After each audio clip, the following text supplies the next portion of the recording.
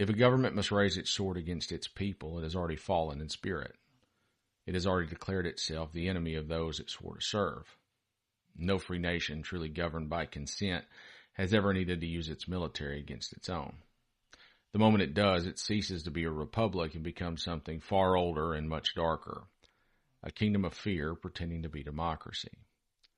A government that acts in the best interest of its citizenry does not have to prepare to crush rebellion. It seeks to understand what drove its people to anger in the first place. It does not post armored vehicles in the streets or unleash hired thugs with riot shields and batons. It opens its ears and its doors and its heart. No truly great and successful leader has ever been afraid of retribution from the governed. The greatest among them, Washington, FDR, Mandela, all stood unarmed before their people, not because they were naive, but because they understood that real power does not come from force, it comes from trust. Tyrants sleep with guards at their doors, mirrors on every wall, because they are haunted by the ghosts of their own lies. They cannot look at the faces of the hungry and unafraid without feeling the weight of that betrayal, but a leader of a free people does not need protection from the truth. The true measure of liberty is not how a government handles peace, but in how it handles dissent. To punish protest is to confess guilt.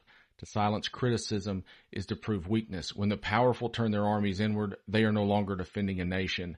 They are defending their own illusion of control.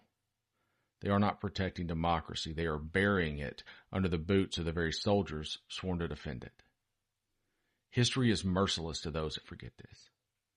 The tanks that roll through the streets, the secret police that drag students from their homes, the tear gas that chokes the air of any capital city that calls itself free, these are not signs of strength. They are monuments to cowardice. If a leader fears his people, he should ask himself why. If a government plans for rebellion, it should ask itself what it has done to deserve one.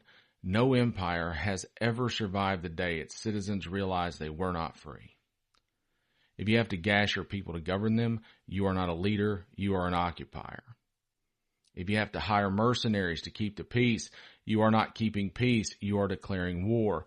And if you have to call your citizens enemies to keep your throne, then your reign is already over, you just don't know it yet. No tyrant survives the whisper of truth carried on the breath of a free people. No army, no propaganda, no holy lie can stop the moment when a nation remembers what it was meant to be. Because you can kill the protester, not the protest. You can silence the voice, but not the idea. And whether you like it or not, we are all Americans, every single one of us. We all won the same lottery of birth the day we were born. And no matter what side of the yard sign you vote on, Democrat, Republican, Independent, Green, Libertarian, whatever shade of conviction you wear, you are still bound by the same dirt and sky. The promise of America was never meant to belong to a party. It belongs to the people. All of us.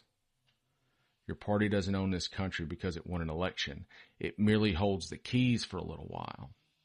Trusted to drive the thing with care and bring it back in one piece.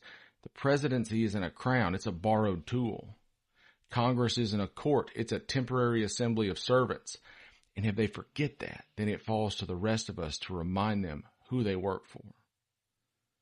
This republic was not founded to serve the victors. It was built to protect the governed. All of them, the farmer, the teacher, the union man and the small business owner, the preacher, the poet, and the quiet souls who still believe that truth matters more than spin.